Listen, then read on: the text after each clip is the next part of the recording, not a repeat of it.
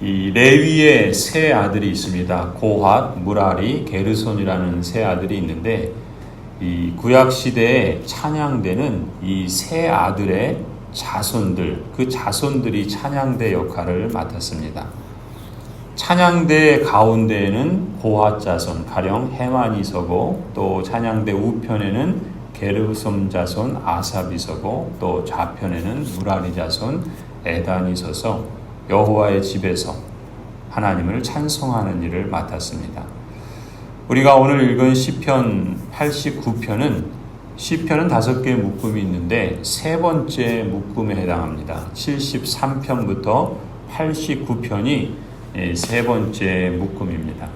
그래서 이 세 번째 묶음의 특징은 바로 이 레위의 세 아들들의 그 찬양대를 이루는 사람들이 그 고백하고 찬송하는 노래요 시편이라고 볼 수 있어요. 그래서 처음 73편부터 83편까지는 그 레위의 자손 가운데 고핫의 자손 아삽의 시로 시작을 합니다.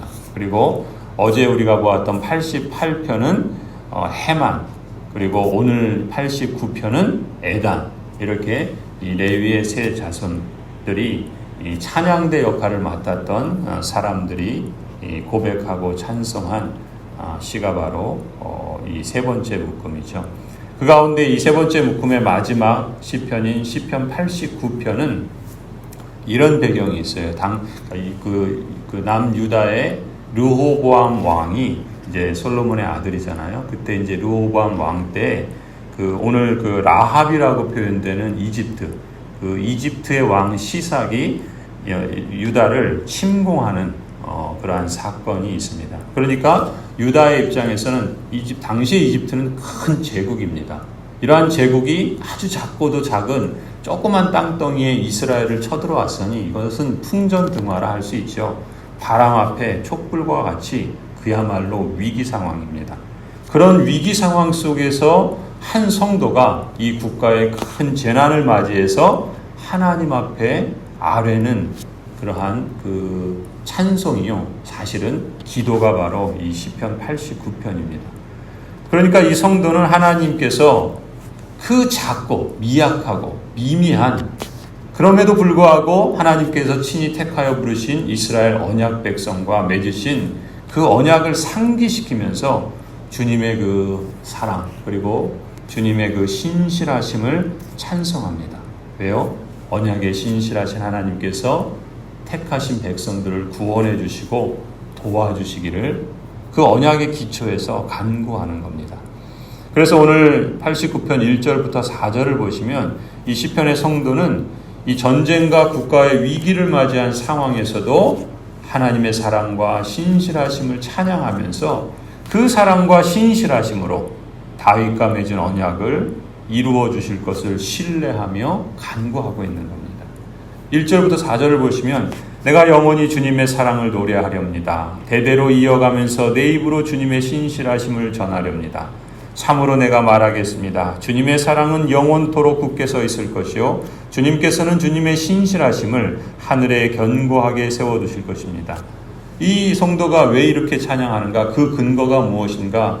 왜 하나님의 백성들을 신실하게 지켜주시고 또 그 사랑으로 영원토록 굳게 해주시기를 간구할 수 있는가?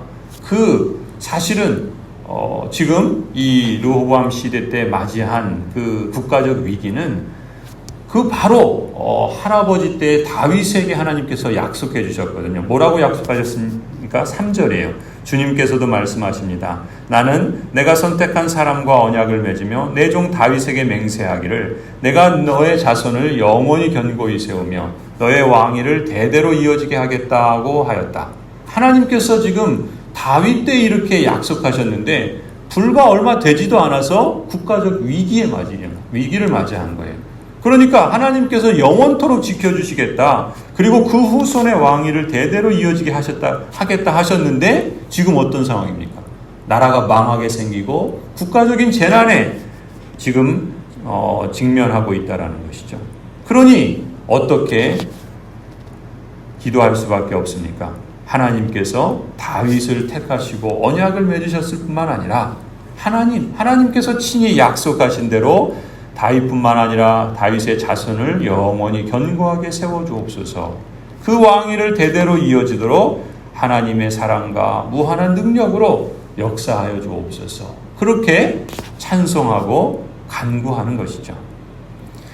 오늘 이 시편의 성도의 그 고백과 찬송을 보면서 우리가 주목해야 할 것은 무엇입니까? 그 하나님은 오늘 우리에게도 동일하신 언약의 하나님이신 것이죠. 하나님께서 세우신 언약은 영원토록 불변합니다. 그리고 더 나아가서 하나님은 그 언약을 반드시 하나님께서 친히 행하시고 성취하시는 분이십니다. 동일하신 하나님께서 그렇다면 우리에게도 하나님께서 택하여 부르신 언약 백성, 말하자면 우리도 아브라함과 다윗의 세계라 마태복음에서 시작하는 것처럼 우리도 예수 그리스도로 인해서 하나님의 언약 백성이 되지 않았습니까? 그렇다면 하나님께서 택하여 부르신 언약 백성으로서 우리도 우리의 인생 여정에서 개인적이거나 가정적이거나 또 국가적인 위기나 어떤 어려운 상황 속에서도 우리가 신뢰할 수 있는 것은 어디에 있는가? 바로 언약에 신실하신 하나님이시죠. 이 성도가 다윗에게 맺은 언약을 기억하고 마치 그것을 하나님께 아뢰면서 하나님이 이렇게 약속하셨잖아요. 그러니까 그 약속대로 이루어 주시고 우리에게 긍휼과 자비를 베풀어 주옵소서라고 기도하는 것처럼 언약 백성으로서 택하시고 부르신 우리를 하나님께서 사랑과 신실하심으로 견고히 세워주시리라 믿습니다. 또 그런 하나님을 우리가 영원토록 신뢰하며 그 하나님을 향하여 간구해야 할 줄로 믿습니다. 그래서 5절부터 8절을 또 보시면은 이 성도는 하나님의 언약을 기억할 뿐만 아니라 또 그의 찬양의 내용을 보면은 천상의 존재들인 천사들 또한 하나님의 사랑과 신실하심을 찬양한다. 그뿐 아니라 거룩한 자들의 모임이나 불러있는 모든 사람들도 만군의 하나님, 성실하신 하나님, 아무와도 비교할 수 없는 능력을 가지신 하나님을 찬양하고 있다. 이런 고백을 하죠. 5절부터 8절입니다. 주님, 하늘은 주님이 행하신 기적을 찬양하게 하여 주십시오. 거룩한 회중은 주님의 신실하심을 찬양하게 하여 주십시오. 저 구름 위의 하늘에서 주님과 견줄 만한 이가 누가 있으며 신들 가운데서도 주님과 같은 이가 누가 있습니까? 하나님은 하늘에 있는 무리 모임에서 심히 어미하시며 주님을 모시는 자들이 모두 심히 두려워하는 분이십니다. 주 만군의 하나님, 누가 주님과 같은 용사이시겠습니까? 오 주님, 주님의 신실하심이 주님을 둘러싸고 있습니다. 이렇게 하나님을 찬양하면서 또 이어지는 9절부터 13절에서는 바로 그 언약의 하나님은 그렇기 때문에 능력의 팔로 강한 손으로 높이 든 손으로 세상을 창조하시고 다스리는 분이시기도 하시다라고 또 더하여 찬양을 합니다. 9절부터 보시면 주님은 소용돌이치는 바다를 다스리시며 뛰노는 파도도 진정시키십니다. 주님은 라합을 격파하여 죽이시고 주님의 원수들을 주님의 강한 팔로 흩으셨습니다. 지금 이것은 이집트를 하나님께서 출애굽하실 때 그 역사를 이제 다시 한번 기억하며 찬송하는 거예요. 또 11절 보시면 하늘은 주님의 것, 땅도 주님의 것, 세계와 그 안에 가득한 모든 것이 모두 주님께서 기초를 놓으신 것입니다.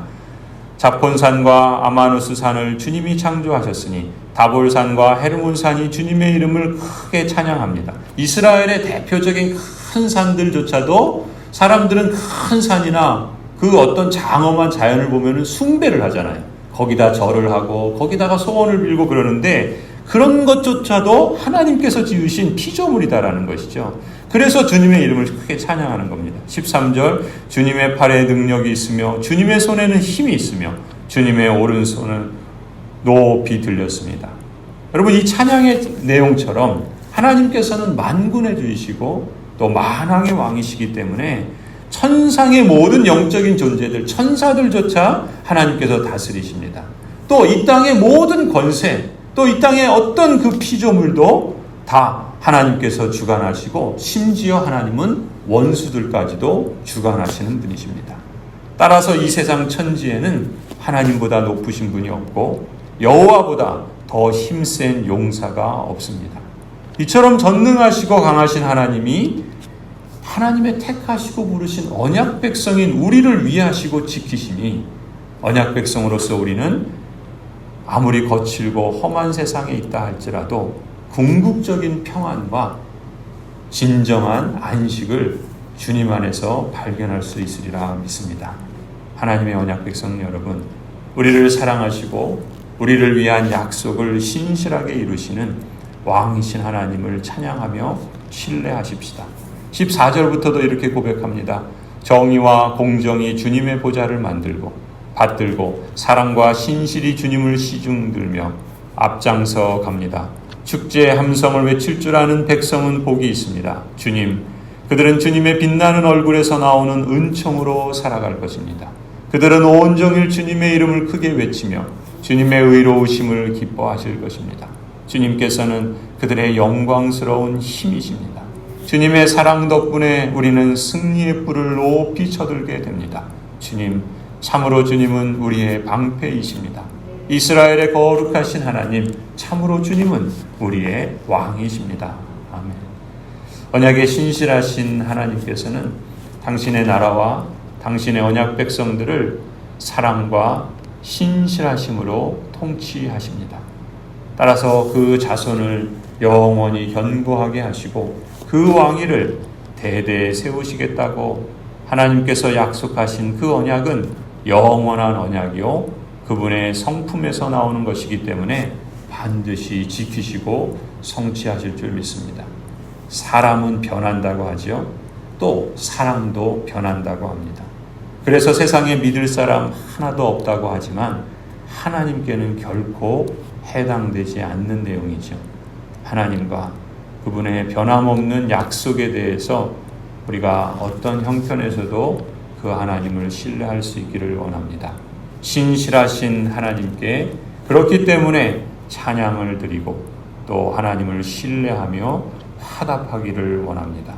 오늘도 우리는 그 하나님의 사랑과 신실하심으로 우리에게 얼굴을 향해 주시니 우리는 그 얼굴의 빛 곧 그 은총 가운데 은혜 가운데 평강의 삶을 살아갈 수 있으리라 믿습니다.